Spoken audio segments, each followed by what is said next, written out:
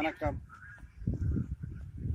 பால்முனீஸ்வரன் அறக்கட்டளை பால்முனி சித்தனாகிய நான் YouTube channel பால்முனீஸ்வரன் அறக்கட்டளை தொடர்ந்து பார்த்து கொண்டு வரும்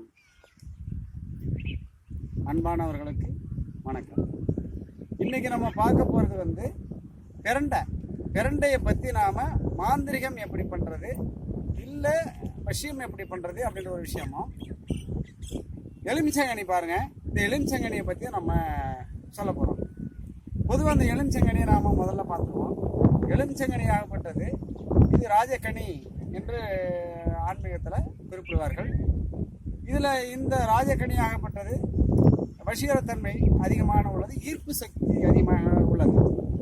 இதில் பார்க்கக்கூடிய விஷயம் என்னென்னா, இந்த பாருங்கள், இந்த எலுமிச்சம்பழம் இதில் இந்த மாதிரி ஒரு கோடு இருக்கு பாருங்க, இந்த பபிள்ஸ் மாதிரி இந்த மாதிரி ஒரு நீட்டு கோடு இருக்கிறது மிக சக்தி வாய்ந்த ஒரு ராஜக்கனியாகும். பொதுவாகவே இந்த ராஜக்கனியாகப்பட்டது இந்த எலுமிச்சங்கனி எந்த விதமான எலுமிச்சங்கனியாக இருந்தாலும் சரி, இப்படி இப்போ நாங்கள் செய்யக்கூடாது, இந்த வீடியோவுக்காக வேண்டி நாங்கள் பண்ணுறோம். இந்த பாருங்க, அப்படி தூக்கி போடுவதோ இல்லை இப்படி உருட்டுவதோ இல்லாட்டி உருட்டி எடுத்து தரையில் ஓட வைப்பதோ அந்த மாதிரி இந்த கனியை செய்யக்கூடாது.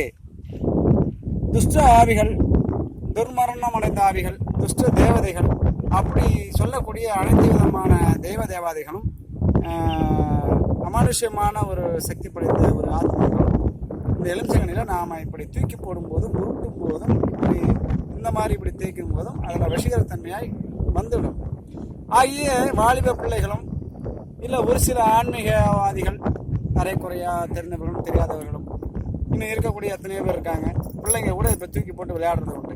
எலுமிச்சம்பழத்தை எந்த காரணத்தை கொண்டு இப்படி தூக்கி போடக்கூடாது. தூக்கி போடும்போது கரெக்டாக இப்படி அந்த இடத்துல இப்படி தூக்கி போடும்போது எந்த இடத்துல இருந்தாலும் அந்த இடத்துல இருக்கக்கூடிய சுற்று வட்டாரத்தில் இருக்கக்கூடிய ஆத்மாக்கள், ஆன்மாக்கள், துஷ்ட ஆவிகள், துஷ்ட தேவதைகள் எல்லாம் இதில் கிரகித்துக்கொள்ளும்.